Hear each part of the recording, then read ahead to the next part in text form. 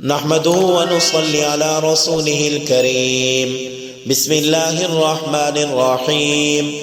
حضرت عبداللہ بن عباس رضی اللہ عنہما سے روایت ہے، رسول اللہ صلی اللہ علیہ وسلم نے ارشاد فرمایا، جو شخص کسی دوسرے کی پردہ پوشی کرتا ہے اللہ تعالیٰ قیامت کے دن اس کے عیوب اور گناہوں کو چھپا لیں گے، اور جو شخص لوگوں کی پردہ دری کرتا ہے اللہ تعالیٰ اس کو گھر بیٹھے ذلیل اور رسوا کر دیتے ہیں۔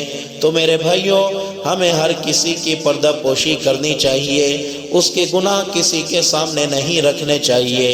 اس کے اندر جس قسم کی خامی ہے، کوتاہی ہے، کوئی گناہ آپ کے سامنے اس کا ظاہر ہو گیا ہے تو اس کو چھپا کر رکھیں، کسی کے سامنے ظاہر نہ کریں، کسی کو بتائیں نہ۔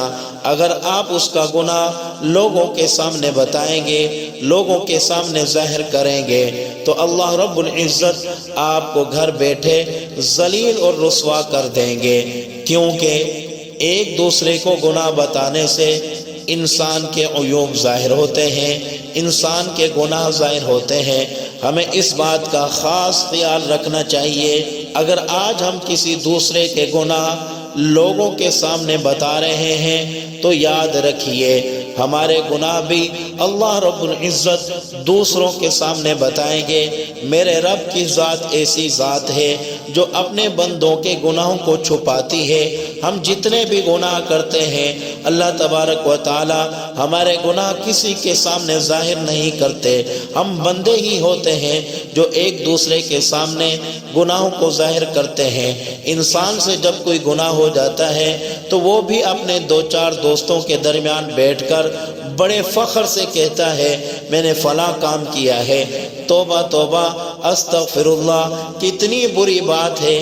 ایک پہلے جو کام کیا ہے اللہ کو ناراض کرنے والا کیا ہے، اب محفل کے اندر بیٹھ کر اس گناہ کو اپنے دوستوں کے سامنے ظاہر کر رہا ہے، تو ایسے شخص کو اللہ رب العزت پسند نہیں فرماتے۔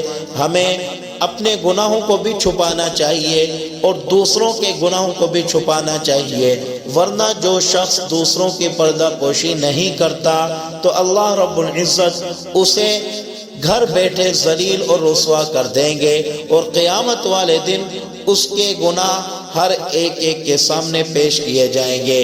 دنیا کے اندر بھی شرمندگی ہوگی اور آخرت میں بھی شرمندگی ہوگی۔ ہمیں ہر ایک ایک کے گناہوں کو چھپانا چاہیے۔ دعا ہے کہ اللہ رب العزت ہمیں ہر کسی کی پردہ پوشی کرنے کی توفیق عطا فرمائے، آمین۔